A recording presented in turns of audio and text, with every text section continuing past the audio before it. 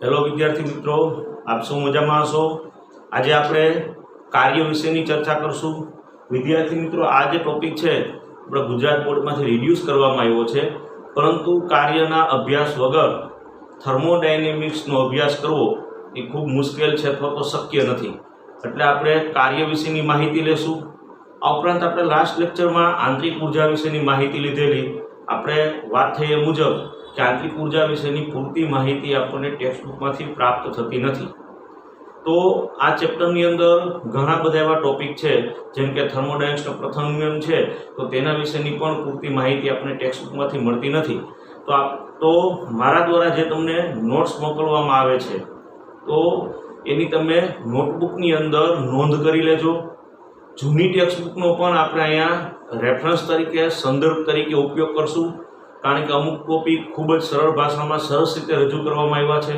તો એની હું તમને ઇમેજ પણ મોકલતો રહીશ। તો આ બધી બાબતો તમે ધ્યાનમાં લઈ અને નોટબુકની અંદર ખાસ એની નોંધ કરજો, જેથી કરીને થર્મોડાયનેમિક્સ ચેપ્ટર તમારા માટે સરળ બને।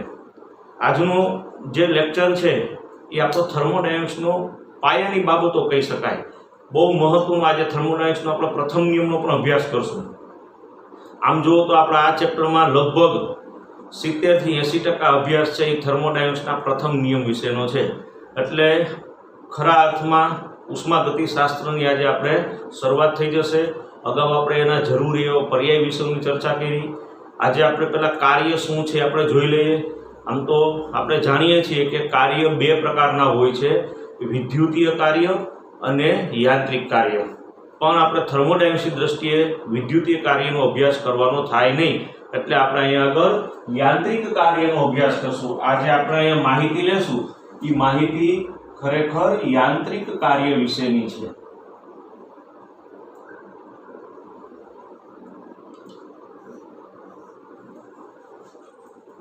તો દાખલા તરીકે યાંત્રિક કાર્ય સમજવા માટે આપણે એક ઉદાહરણ લઈએ કે આ એક કોઈ પાત્ર છે અને એ પાત્રમાં આપણે વાયુ ભરેલો છે, અને આ છે એ પિસ્ટન છે। આ છે આપણો પિસ્ટન, આ છે એ વાયુઓ છે।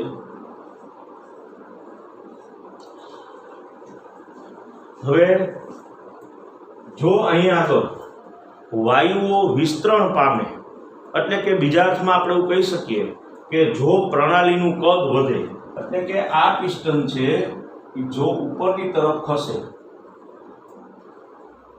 માની લો કે આ રીતે ઉપરની તરફ ખસે છે, આપણે જોઈ શકીએ કે આ પિસ્ટન પાત્રમાં ઉપરની તરફ ખસે છે।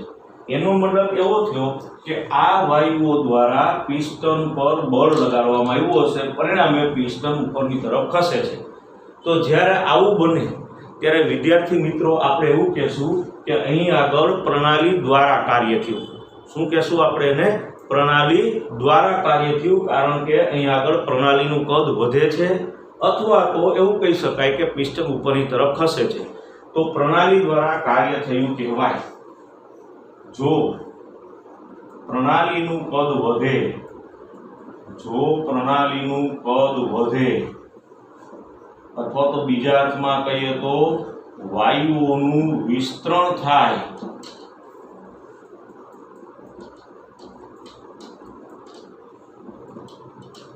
તો પ્રણાલી દ્વારા કાર્ય થાય છે તેવું કહેવાય।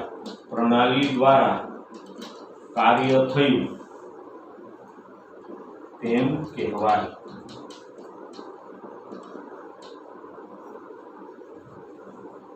આ ઉપરાંત જો પ્રણાલી દ્વારા કાર્ય થતું હોય તો કાર્યને આપણે ઋણ સંજ્ઞા વડે દર્શાવીએ છીએ। કઈ સંજ્ઞા વડે દર્શાવશું? ઋણ સંજ્ઞા વડે દર્શાવશું। એટલે કે આ ઉદાહરણમાં માની લો કે પ્રણાલી દ્વારા કાર્ય થાય છે, તો આપણે તેને ઋણ સંજ્ઞા માટે આ રીતે દર્શાવશું। જો પ્રણાલી દ્વારા કાર્ય થાય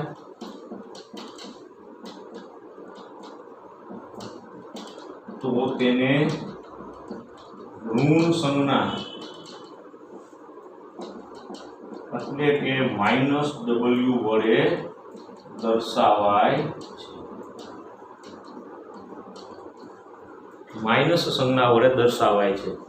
હવે જો એવું બને કે આ પિસ્ટન નીચેની તરફ ખસે, માની લો કે અહીં આગળ આવે છે, માની લો કે આવું કંઈક બને છે કે પિસ્ટન છે એ નીચેની તરફ ખસે છે, તો એવું કહી શકાય કે પ્રણાલી પર કાર્ય થયું. જો પિસ્ટન નીચેની તરફ ખસે તો એવું કહી શકાય કે પ્રણાલી પર કાર્ય થયું. ઉપરાંત આપણે જોઈ શકીએ કે પિસ્ટન નીચેની તરફ ખસે તો આ રહેલા વાયુઓનું સંકોચન થાય છે. એટલે કે એવું કહી શકાય કે જો પ્રણાલીનું કદ ઘટે અથવા તો વાયુનું સંકોચન થાય તો પ્રણાલી પર કાર્ય થયું કહેવાય અને તેને આપણે પ્લસ સંજ્ઞા વડે દર્શાવશું. જો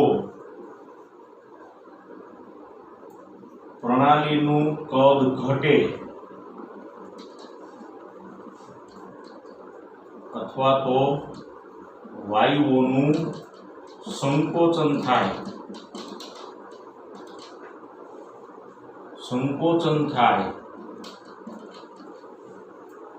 તો પ્રણાલી પર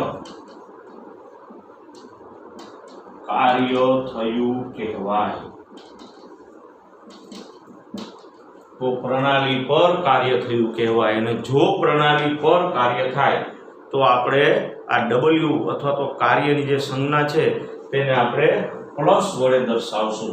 તેને આપણે પ્લસ સંજ્ઞા વડે દર્શાવશું. જો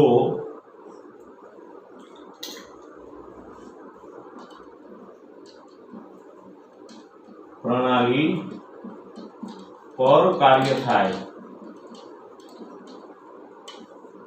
તો W ને ધન એટલે કે પ્લસ સંજ્ઞા વડે દર્શાવાય. આમ તો આપણે હજુ આગળ થર્મોડાયનેમિક્સના પ્રથમ નિયમનો અભ્યાસ કરશું ત્યારે તેના ગાણિતિક સ્વરૂપમાં પાછો આપણે ઉલ્લેખ કરશું, પણ આપણે યાદ રાખવાનું છે કે જો પ્રણાલી દ્વારા કાર્ય થાય તો આપણે કાર્યને એટલે કે W ને માઇનસ સંજ્ઞા વડે, અને જો પ્રણાલી પર કાર્ય થાય તો કાર્ય એટલે કે W ને આપણે પ્લસ સંજ્ઞા વડે દર્શાવીએ છીએ. કાર્ય બરાબર દબાણ ગુણ્યા પદમાં થતો ફેરફાર.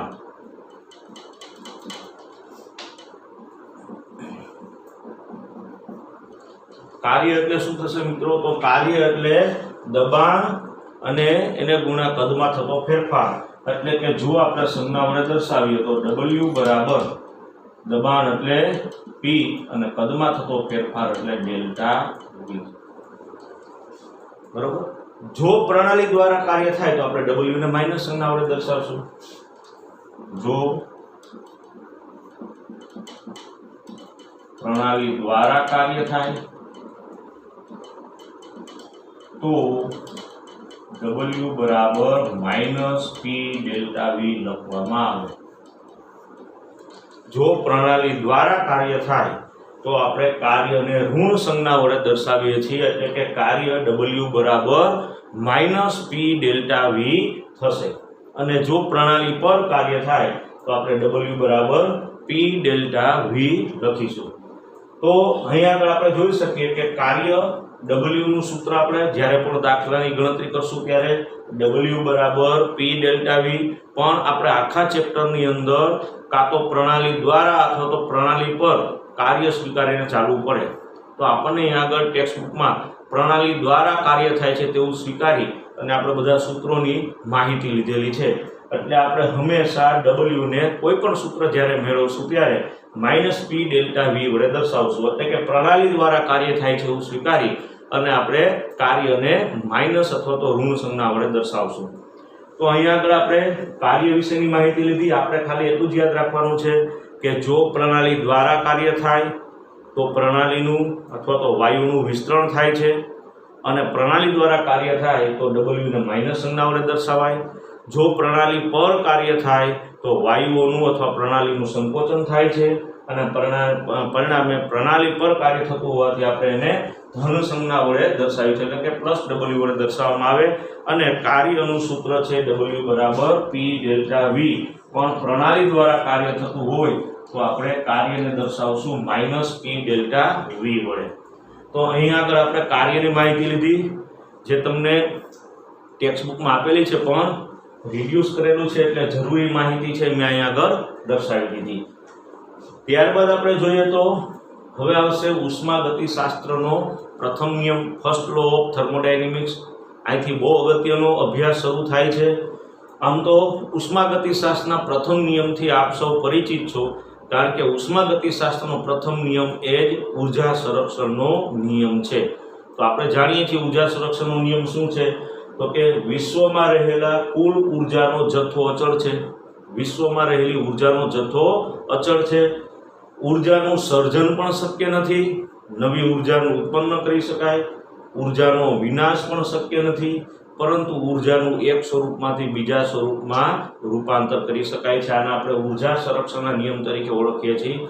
અહીં આગળ આ છે આપણો થર્મોડાયનેમિક્સનો પ્રથમ નિયમ થશે. ટેક્સ્ટ બુકની અંદર આપણને પ્રથમ નિયમનો ઉલ્લેખ કરેલો નથી, તો આના વિશેની માહિતી તમને સેન્ડ કરી દઈશ. પણ યાદ રાખજો વિદ્યાર્થી મિત્રો કે ઉષ્માગતિશાસ્ત્રનો પ્રથમ નિયમ એ ઉર્જા સંરક્ષણનો નિયમ છે. હવે આપણે ઉષ્માગતિશાસ્ત્રના પ્રથમ નિયમનું સંજ્ઞારૂપ સમીકરણ જોઈ લઈએ. આપણે જોયું કે ઉષ્માગતિશાસ્ત્રનો પ્રથમ નિયમ એ ઉર્જા સંરક્ષણનો નિયમ દર્શાવે છે. તો એનું સંજ્ઞારૂપ સમીકરણ શું થશે? તો આપણે સંજ્ઞારૂપ સમીકરણ સમજવા માટે અહીં આગળ એક ઉદાહરણ લઈએ અને આ ઉદાહરણ પરથી આપણે ઉષ્માગતિશાસ્ત્રના પ્રથમ નિયમનું સંજ્ઞારૂપ સમીકરણ આપણે મેળવશું. હવે કોઈ એક પ્રણાલી અહીં આગળ આપણે દર્શાવેલી છે. તો તમે જાણો છો એમાં આ છે એ ઘર્ષણ રહિત પિસ્ટન છે. આપણે અહીં આગળ કોઈ વાયુ દર્શાવેલો છે, વાયુ ભરેલો છે, અને આપણે એવું માની લઈએ કે અહીં આગળ આંતરિક ઉર્જા છે એ U1 જેટલી છે. પ્રારંભિક અથવા શરૂઆતની આ વાયુઓની આંતરિક ઉર્જા U1 છે એવું આપણે ધારી લઈએ. હવે માની લો કે આપણે આ જે પ્રણાલી છે તેને Q જેટલી ઉષ્મા આપીએ છીએ. આપણે ઉષ્મા ઉમેરીએ છીએ. કેટલી ઉષ્મા? તો કે Q જેટલી. એટલે કે આ પ્રક્રિયા છે એ ઉષ્મા શોષક પ્રક્રિયા છે. ઉષ્મા શોષક પ્રક્રિયા અહીં આગળ આપણે દર્શાવેલી છે. આપણે જાણીએ છીએ ઉષ્મા શોષક પ્રક્રિયા હોય તો આપણે ધન સંજ્ઞા વડે દર્શાવીએ છીએ. તો માની લો કે આ જે પ્રણાલી છે તેને Q જેટલી ઉષ્મા આપવામાં આવે છે. એટલે હવે આંતરિક ઉર્જાનું મૂલ્ય બદલાઈ જાય, કારણ કે આપણે ઉષ્મા આપી. તો આપણી પ્રારંભિક આંતરિક ઉર્જા છે U1 નથી, પરંતુ Q જેટલી ઉષ્મા આપવામાં આવે એટલે એની આંતરિક ઉર્જા છે U2. માની લો કે અંતિમ અવસ્થાએ એની આંતરિક ઉર્જા છે U2 જેટલી થાય છે. તો U2 બરાબર U1 આ આંતરિક ઉર્જા તો હતી, અને Q જેટલી આંતરિક ઉર્જા Q જેટલો ઉષ્માનો આપણે ઉમેરો કર્યો. તો હવે આંતરિક ઉર્જાનું મૂલ્ય U2 બરાબર U1 પ્લસ Q થશે. એટલા માટે કારણ કે આપણે Q જેટલી ઉષ્મા આપી.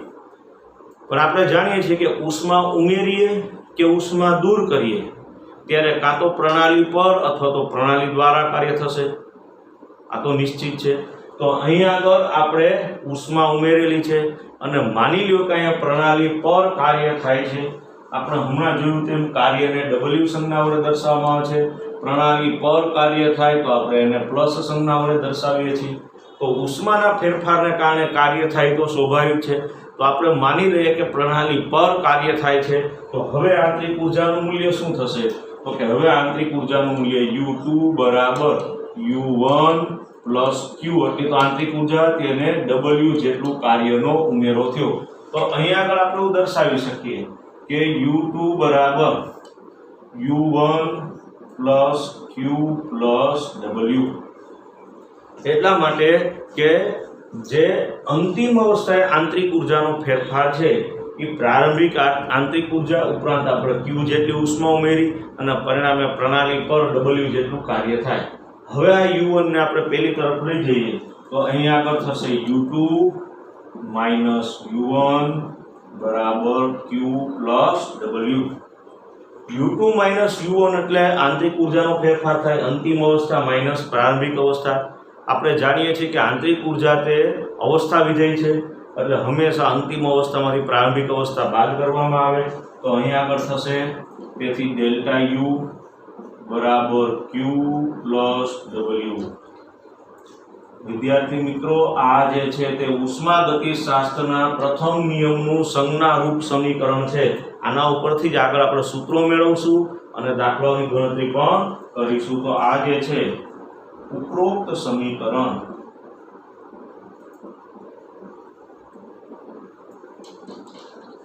ઉષ્માગતિશાસ્ત્રના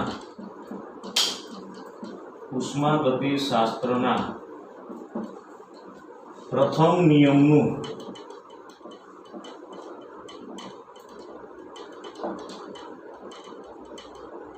સંજ્ઞારૂપ સમીકરણ છે. તમને 2 ગુણમાં એવો પ્રશ્ન પૂછી શકાય કે ઉષ્માગતિશાસ્ત્રના પ્રથમ નિયમનું સંજ્ઞારૂપ સમીકરણ મેળવો. તો આપણે આ રીતની માહિતી આપણને થશે. એ અંગેની હું તમને નોટ્સ છે એ સેન્ડ કરી દઈશ. એના ઉપરથી તમારે એની સાબિતી અથવા તો આ કઈ રીતે નિયમ મેળવવામાં આવ્યો છે તેની અંગેની માહિતી તમે જેથી કરીને પરીક્ષાની અંદર લખી શકો.